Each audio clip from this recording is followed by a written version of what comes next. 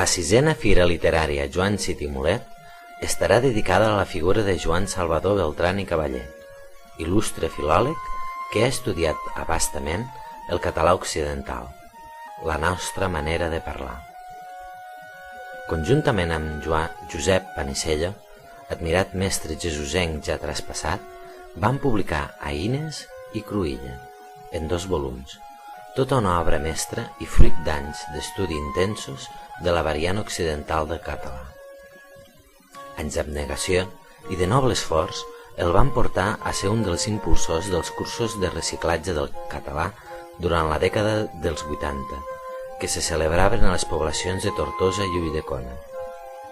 Després, va continuar aprofundint amb els estudis lingüístics de diversa mena fins que li va arribar la consagració definitiva amb la publicació de l'esmentada obra, que va ser altament reconeguda a nivell acadèmic.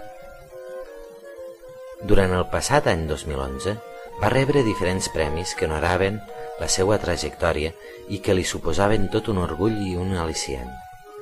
Òmnium Cultural li concedia el primer Premi Lo Grifonet, per tal de reconèixer tots els anys de servei a la llengua, la cultura i la nació catalana. També havia rebut el Premi d'Actuació Cívica que atorga la Fundació Lluís Carulla per la seva tenacitat i constància en la investigació, documentació i reflexió entorn a la llengua catalana. El Congrés de Serveis Lingüístics dels Territoris de Parla Catalana va guardonar-lo amb el Premi Civit a la trajectòria de promoció de la llengua per tota una vida dedicada a l'ensenyament de la llengua, a la publicació de manuals i a l'estudi i difusió de l'estàndard occidental.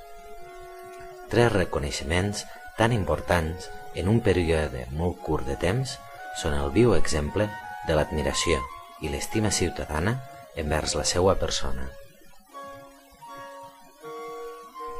En aquest menut llibre hem volgut recollir la veu de moltes persones que admiren la trajectòria de Joan Beltrán.